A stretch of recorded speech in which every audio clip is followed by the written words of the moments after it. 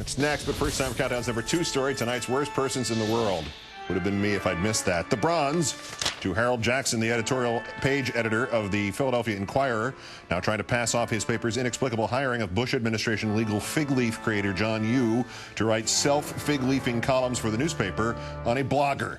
Unfortunately, most of the critics of our contract with you have their facts wrong, but that happens when your information comes from those bloggers who never let the facts get in the way when you're trying to whip people into a frenzy to boost website hits. Except Jackson doesn't cite any wrong facts about Yoo's stealth hiring. There was no press release, no article in the paper, just one sentence at the end of a column saying he would appear regularly.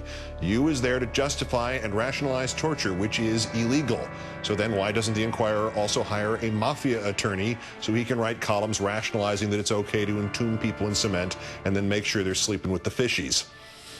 The runner-up, Sean Hannity, parenthesis, coward, apparently missed another memo from recent American history. Attorney General Eric Holder announced there would be the turnover of U.S. attorneys, typical to the start of a new presidency.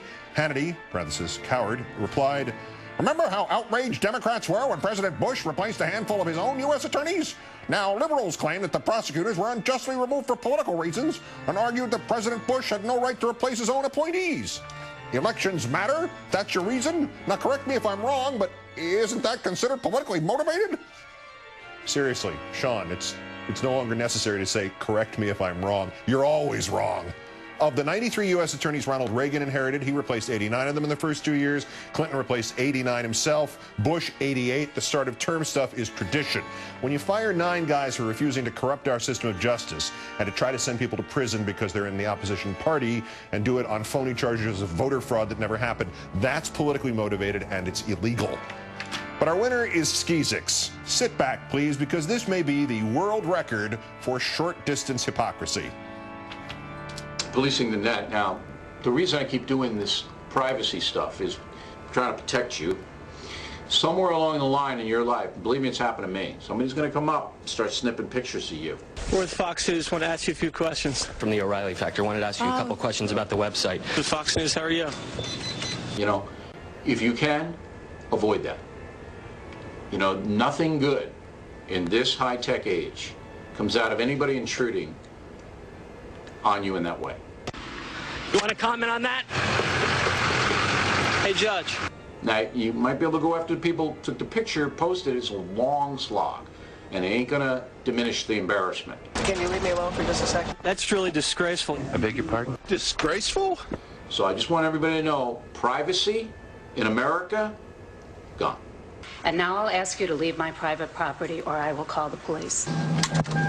Please leave my premises. You guys are done. Technology means that we don't have any privacy at all. It's a shame. And it's your fault. According to ThinkProgress.com, he has now sent his stalker producers out there to ambush 40 different people while trying to protect your privacy. But revenge often comes swiftly and from some odd places. Somewhere along the line in your life, believe me, it's happened to me, somebody's going to come up and start snipping pictures of you. Friday night at Yankee Stadium in New York, on the 100-foot-wide high-definition screen on the scoreboard, a shot of Donald Trump sitting in the crowd. He got some mild booing. Then they showed the guy next to him. Skeezix. Wild, sustained booing. Appropriate for today's worst person in the world.